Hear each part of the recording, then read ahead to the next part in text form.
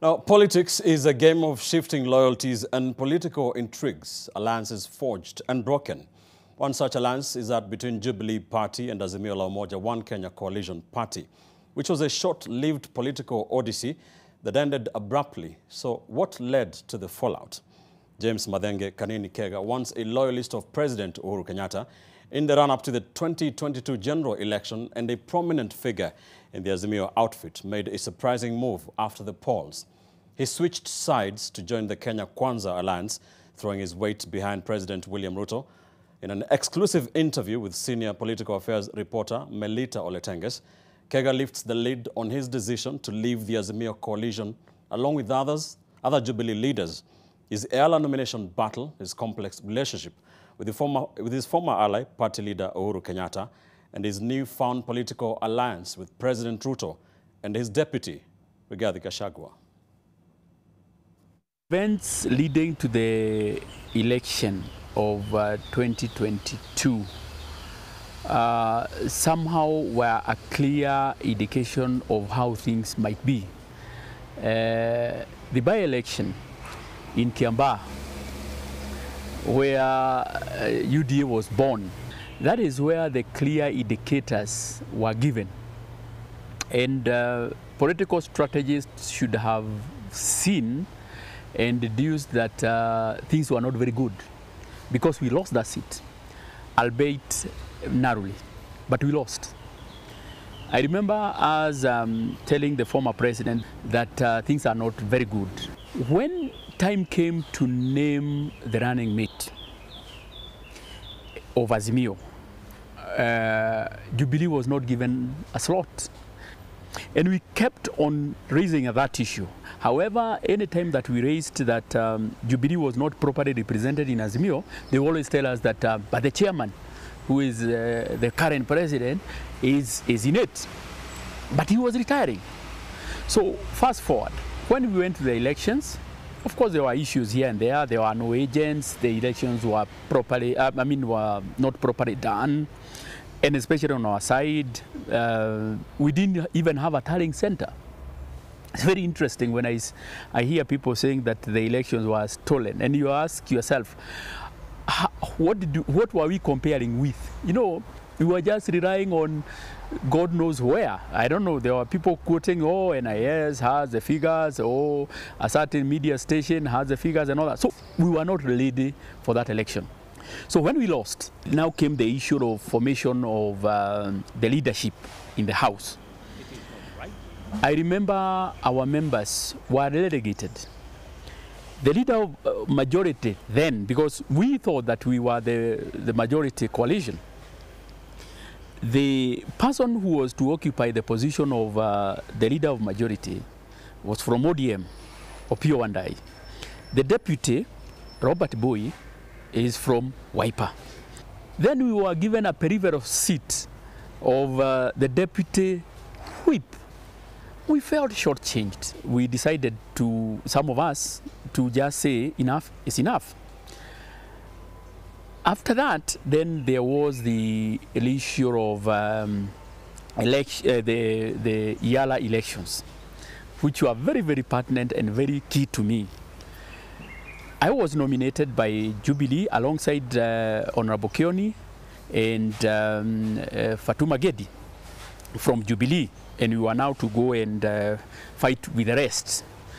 And I remember going to my ODM peers, you know, wooing them to vote for me. And I was shocked that they were telling me, no, Kanini, we are not very sure whether we are going to give you that position because you lied to Baba together with Uhuru. You two lied to Baba that you are going to give him the presidency. And you didn't. And I was taken aback because I lost my position as a member of parliament in Kenya for standing against the grain. And I remember at that time trying to look for a party leader to give the party position. There was no party position. So I fought for myself, and it was a very trying moment. I had self-reflection, and I said, oh, I have made so many sacrifices, but the people I sacrificed for are not fighting for me. So we said, where do we feel more aligned? Where do we feel more at home? And naturally, we found ourselves talking to them. And the good thing is that they also received us with open arms. And the good thing is that they said, we don't know, and we were also very categorical, and we still remain categorical, that we are not dissolving our party. But the good thing is that what we have been able to achieve through this is that now Jubilee is a parliamentary party. The decisions that were being made in Jubilee were not being channeled through the proper structures. There was an external hand. There were people who are not officials of the party who were controlling the business of the party. There was one particular individual who could say whether money will be released from the bank or not, and that person was not an official of the party. Those are the kind of shackles our members were in. Our members could tell you that they were being forced, those signatories, they were being forced to sign, blank checks, later on to only find that X amount of money was withdrawn, with your name, but your signature was there. However, you don't know where that money went. It will be foolhardy for us in Jubilee to oppose a government whose foundation is ours.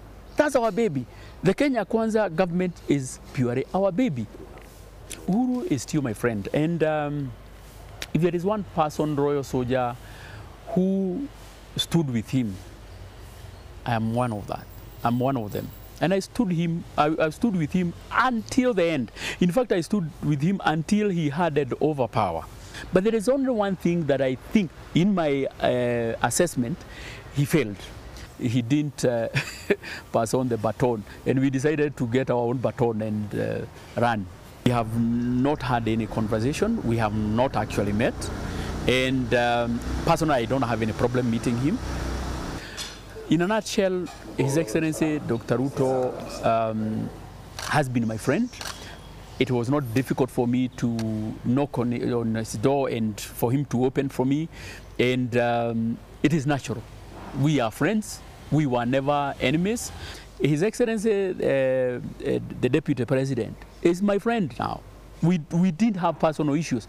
And when it came to my election in Yala seat, he played a critical role because he was able to mobilize his troops from Mount Kenya to vote for me. It was very difficult for us to work together, let me confess, because we had called each other names, in an attempt to try and win the presidency for our respective candidates. I don't think I have betrayed anybody. Actually, the person who was betrayed is myself, because at the point that I thought that I would get, undivided support, I didn't get. Be sure to catch our in-depth analysis of country's political